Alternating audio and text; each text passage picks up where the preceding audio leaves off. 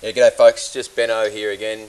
Just going to touch base and build on this risk assessment strategy by sort of building the idea about setting our own consequences and levels, I should say first, and then our own outcomes to the hazards or the perceived hazards that we might have with a project.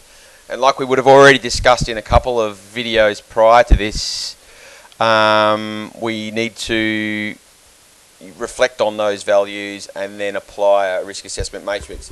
So the two values that we're really talking about is our consequence and the actual, what do we call it? The term will come to me in a minute and I'll rehash it, but realistically it's the chance of a hazard causing a risk consequence, realistically. And we number them, generally it could be 1, 2, 3, 4, 5, and then over here we'll have them A, B, C, D, E. Alright, now, as I've said in some of the literature or some of the learnings that we, as a group, we need to establish what our project goals are or what our business goals are in relation to our levels of risk. And we may have these developed out in a framework into a table. For instance, they might be financial, they might be project success, they might be OH&S related, they might be, I could probably go on if I had the time to think with a group of people. But realistically what we're going to use today is just the safety aspect in setting a set of goals around what the consequence might be in relation to level 1 through to 5 and what the limits might be in relation to the chance. So let's just think about it. I'm going to run with the strategy of jumping into a car and going for a drive. So what's a low consequence and a low chance? Alright, so let's say this is level A, so we might have that as rare. Alright, and a rare chance might be one incident occurring, one incident in 10 years. Alright, and a low consequence might be, these aren't necessarily directly linked at this stage. We might have a consequence of, let's just say, no injury at all, or say property damage or something like that, etc. And we could build that as big as we really wanted to. From there we would go to B and 2. So 2 would be a minor level of consequence against the not rare. It might be, what would we say other than, I'm just going to pop over to a matrix just to double check what we would have. So minor and unlikely. So here we've got unlikely. Right, so we'll work on this sheet in a minute. So we'll have an unlikely, it might be, let's say, 5 in 10 years. Alright, so we might have 2 events that occur every year. Sorry, 0.5 an event occurs in every 10 years, in every year, and then we might have something like less than 2k in damage, or first aid required or something like that in there, just in terms of that. Right, then we're going to come across to the chance of it occurring again. I'm going to switch back to this so I don't give you a bump steer. The consequence over here is a possible consequence, is the next level. So let's go in here. We might elevate it a touch with our group. We consult and we say, alright, say 5 years. All right, makes it more possible. Over here, we come to a level of significant. I think it should be by now. Sorry, we're up to a level of moderate consequence. So we might be starting to think about, oh, someone might get injured, or a car might be written off, or something like that. Right, so we might say admitted to hospital.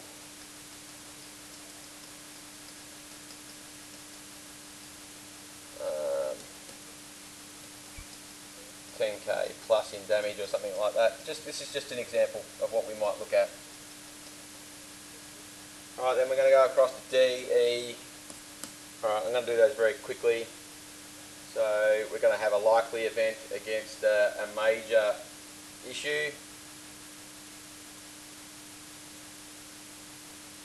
So let's say it might be 5 times in a year that something happens. And we might go once per week. That might happen in relation to an incident occurring, an injury, or a perceived hazard being enacted by the chances of it occurring. Over here we might say severe injury, car written off. Alright, and we might, let's just say over here, let's just put in here as worst case scenario death. Right, related to a car accident or something relating to safety in the workplace. So thinking about that, we can put in perspective actually where our metrics might be, and without that we can't really adequately communicate to our group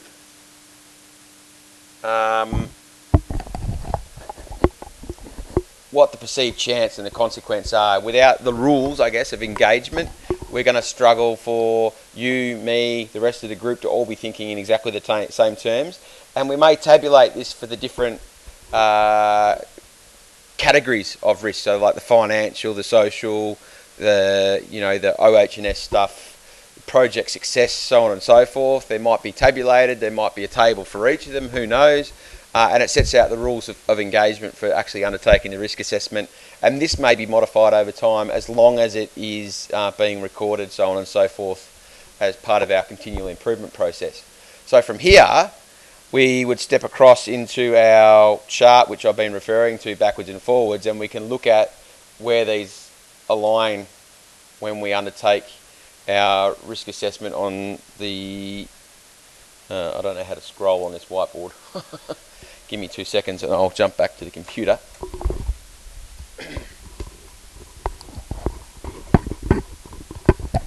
So our strategy from moving forward is going to be to look at is it a rare, unlikely, possible, moderate, minor, catastrophic level of impact based on what we assess as the levels of risk, so on and so forth, for give me a chance to minimise this down over here.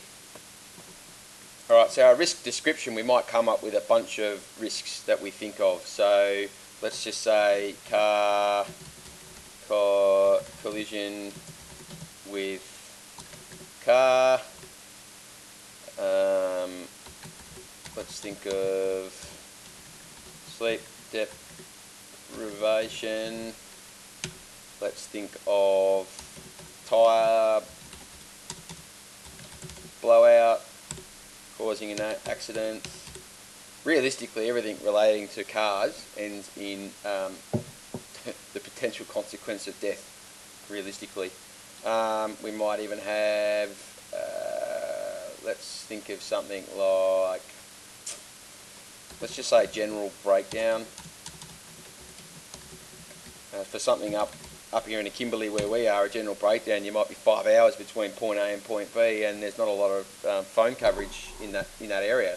So for us, it's a real problem with general breakdown relating to maybe not even having fuel. So let's think of one more. What else might we have? Can't really think of one right now. let's say night driving. Alright, because that's going to probably be a problem.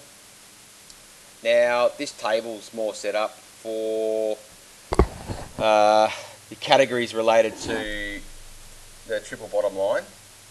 So realistically, if this was being set up for something related to OH&S, we might have, is it a personal one, is it a mechanical category, is it a so on and so forth. So for now, we're just going to classify these as all social impacts, because they might actually end up in a social impact relating to family breakdown in relation to, if someone dies or gets injured, the social impact gets passed on to the family because that person may be the sole breadwinner for the family, so on and so forth.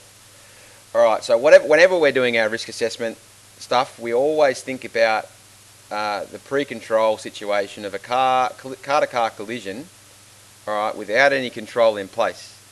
So what's the likelihood of a car colliding with another car without any control whatsoever, other than the fact that we've got to think about the legal requirements here already. You can't be driving a car unless you've got a license, which is already a control, but we have to have it because we can't drive a car otherwise.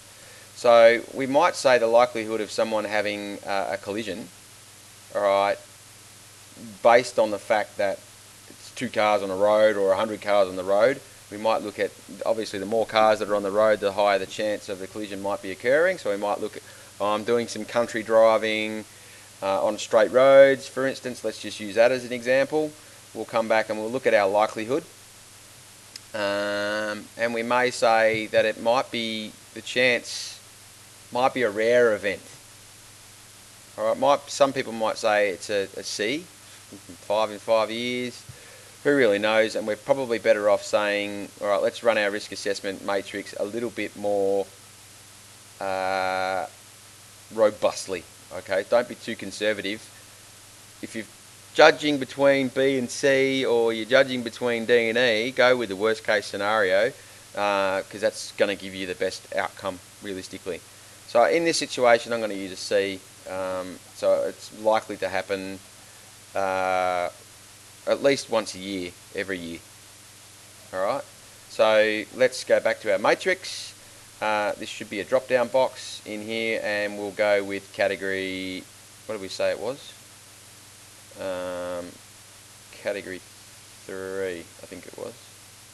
I've got to move a bit back the front in here, so category 3 or category C. Alright, so let's choose, it's a possible event. Alright, so we'll put a 3 in there. Alright, so what's the worst case outcome of a collision with 2 cars? And I don't think anybody would disagree with me saying in the worst case scenario is 5. Alright, so it puts us into a risk level of extreme, not extreme, it'd be significant or high level down here. Alright, and the idea is for us to try and bring it back down into the green as close as possible. And alright, we might think of a way down here in a minute. I'm just going to replicate these. Just simply cut and paste. Alright, we might think about using the hierarchy of control as to how to avoid those hazards. Alright, and there might be more than one way to avoid a car-to-car collision that we can think of. So sleep deprivation, largely, alright, it's probably the same deal. It's probably a possible event, and it's going to be a worst case scenario, fall asleep, clash into another car or clash into a tree. Tyre blowout, we might categorise that as maybe an unlikely event. Actually, no, I'm going to bump that up to a 3 as well, and same deal, that might end in a 5. General breakdown, without any controls, remember. We could think of it as a quite high event because some people forget fuel, forget to check tyres or, whatever. And that's probably not likely to really end in full disaster, so we might run it out of 4, even though in saying that the risk level is still quite high. So the risk level is just the likelihood multiplied by the consequence to give us our outcome. So we might look at that and we might just go, hey, hang on a tick, straight away, in comparison to what we've done up here, the consequence and the risks don't align. We might drop it down to a 12 because there's no way that you unless you're like us up in the Kimberley, there's not really any way that you're going to die or, you know, have extreme heat exhaustion or whatever it might be. And we may even go back up here and look at these and go, all right, well, the consequence is actually death. We actually probably think that that should be up in the extreme level. We might modify them potentially and just go, all right, look, if we've modified that to a 4, modify that to a 4, modify that to a 4, it really gives us the impact that, hey, yeah, definitely we've got this risk that ends in a really extreme outcome. So from there we might say, hey, the risk of night driving, it might be quite low because a lot of the time we do our business within work hours. So we might say it's 2 based on, it's an unlikely event because we don't really do a lot of night driving through our daily work process. But the outcome from that potentially might be, you know, something like a 4. Alright, so even in saying that, if we, without any controls, we might have this situation where we're up in the high level of risk. Hopefully it's not a red 1 at the start, but we still don't, it's not acceptable. Most of the time if you've got a situation where your initial risk summary is low, in the green, you don't really have to go to the post-control controls or anything because you're already down in the low. Alright, so realistically, this situation here, we want to drag it down into the green. So we'll still replicate these as all social risks. Whoops, not an economical one. Even though we could probably pick holes in some of these, and off we go. Oh, sorry, these shouldn't be there. So the what we're after here is the control description. Sorry. So car to car collision. All right. We might just say something like regular brakes, obey road and rules, speed limits, and so on. Alright, and that might bring our likelihood down from a 4 to a 2, and for me the consequence is still the same. Right, but so the consequence if we still have an accident is still extreme as far as I'm concerned. So death is still the ultimate outcome that we want to be addressing, but we've halved our risk level. Alright, so sleep deprivation. Alright, we might go regular brakes.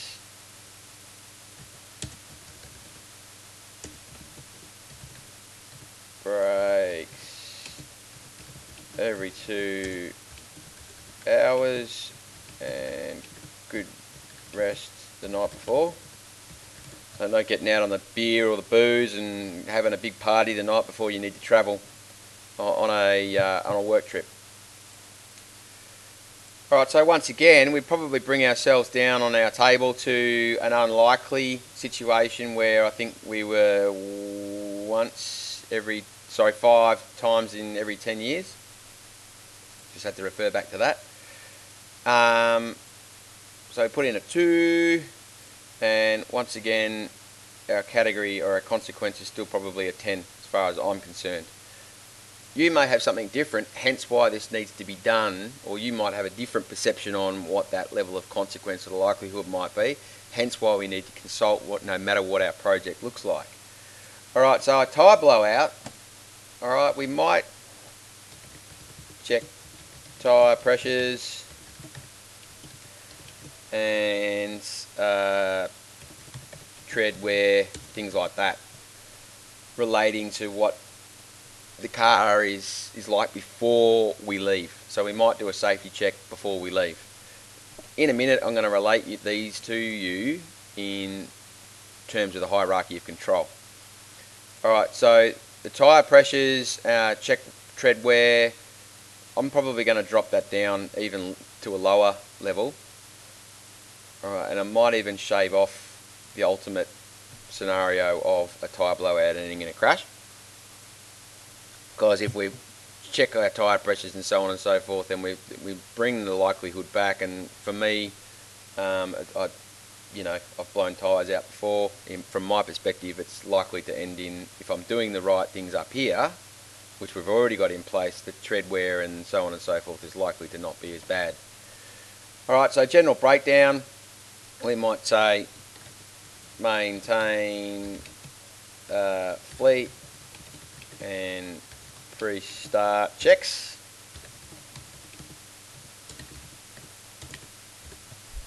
Alright, and you know, if a pre-start check highlights that, hey crap, there's no oil, we would obviously instigate the maintenance crew putting oil in there, or the tyre pressures are down, we might need to blow the tyres up, so on and so forth, off we go. So I would consider, if the car's well maintained, the chance of breakdown isn't going to occur really badly, and once again I'm going to pull it down to a 4, because I don't believe that realistically general brake, sorry, it's already at a 3 up here, so I've already had a meltdown in what I've said, so I'm going to pull it down to a 2. Right, once again, the consultation process is really what these risks and risk controls are about. So from here, maintain the fleet, we're going to go to night driving. Alright, now for us, we've got this situation where our college, for instance, has a no night driving policy because we have to travel long distances, so on and so forth. We've got cattle on the roads, we've got kangaroos. It's a pretty high risk venture realistically when we look at it.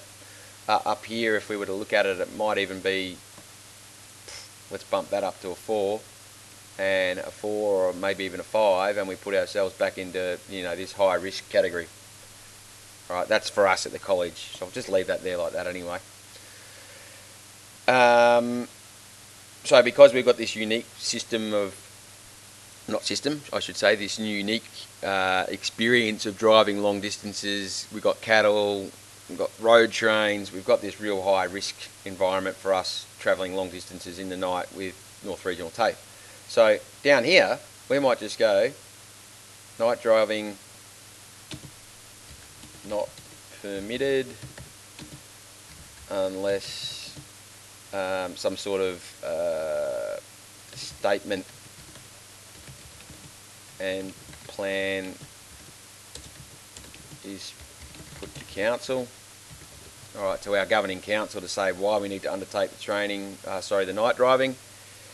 So the likelihood of that occurring is probably a 1, and I'm going to bump that level of consequence up to a 5.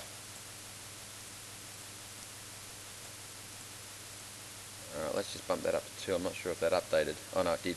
Let's put it down to 1. So it's a really rare occasion that somebody might be given the permission to drive a car through the night for whatever reason it might be, but the consequence is still the same. But overall, you can see if we put all these controls in place, it's only 5 for now, we bumped our risk down by a third. So we're down into yellow. Alright, we're still not into green. Alright, so over here, we might look at it and go, oh, is the risk acceptable? And for now, we might say, hey, yes, it is. The risk, we've dropped it by a third. We've got this situation where we're looking pretty good, but we could probably still have room for improvement, but God knows where that is for right now.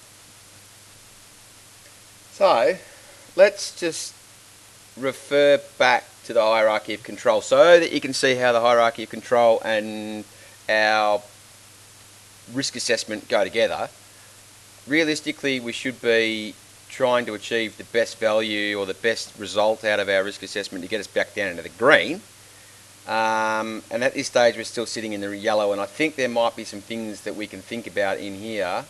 Maybe down here.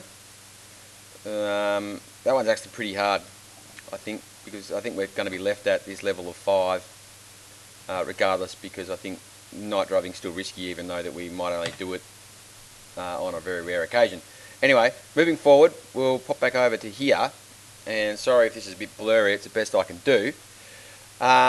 Let's think about each of those levels of risk, and I'll just flip between these for now just to discuss them. Alright, so we've got eliminate, substitute, engineer, administer, and PPE. Alright, so popping back to our spreadsheet, if we look at regular brakes, obeying the road rules, speed limits and so on, realistically, there are sets of rules that people need to be trained in, inducted on. They need to be able to read it. They need to be able to understand it. So to me, they fit within this administrative control level. They're definitely not in engineering. We still haven't replaced the hazard, which is essentially having a crash, and we definitely haven't removed the hazard by eliminating it. So we're realistically clutching at straws. We're at the bottom of the hierarchy of control, which means we're not far off being the least effective. Seatbelts for me could be considered as an engineering control, maybe elevating us a tiny touch. But so if we pop back to here, the regular brakes, realistically they're the same. Alright, so there are administrative control that are in place that we have to follow if we break the procedure or we break the process, whatever it might be for whatever reason. We've still compromised the safety of our staff or ourselves. So we're back down at this administrative control level with a set of rules that force us to change the way that we work or encourage us to change the way that we work. Okay, back to check tyre pressures and tread wear. Alright, they're not really engineering controls, so to speak. They're more administrative controls. An engineering control might be to say, hey, let's put a set of tyres in there that don't blow out. Alright, so instead of checking the tread wear, we might say change our tyres more often than not. Alright, so instead of checking tyre pressures and tread wear, we might change this to replace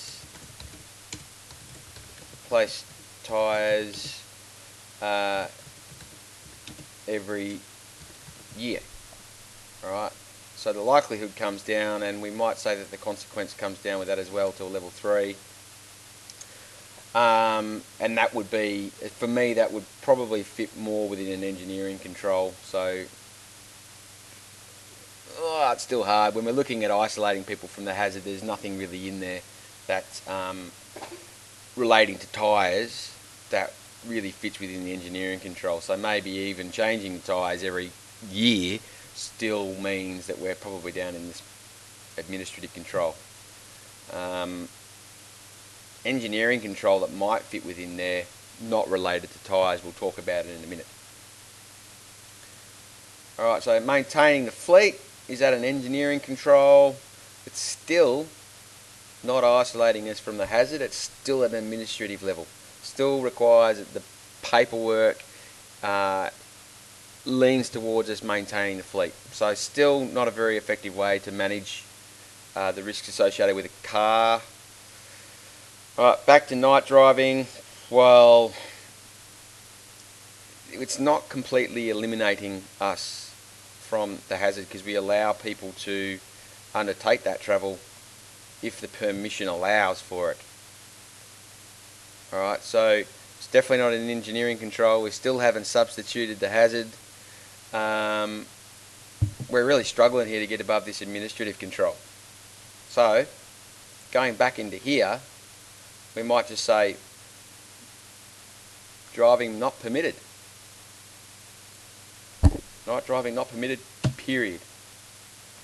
Alright, and then the likelihood is practically non-existent, and we would say that, well, there is no risk of it, and it brings us down to a 5. But we're still in the yellow. So we still haven't dropped to a green. Alright, so what can we change up here? Potentially, if we need to travel, that changes the game for us. For us at KTI here, or sorry, North Regional TAFE here, we have to travel. We don't have a public transport system that's very efficient other than flying. Alright, so if we put in here flying to destination, for instance, the likelihood of us having an accident relating to travel or driving is non-existent because we're not driving anymore. Alright, and the same here. So flying for us, where possible, for our travel purposes in training or whether we're doing consultation work or whatever it might be, drops our revised risk rating down to a 2.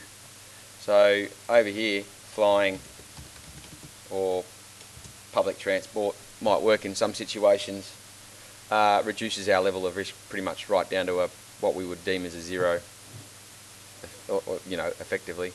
We might even, say it's still a realistic possible chance that a plane might crash, I don't know, or a bus might crash, but it still doesn't change our level of risk because we've still got a 1 and a 2 together. So what other options might we have? So that's basically going back to our hierarchy of control. Oops, sorry, wrong one.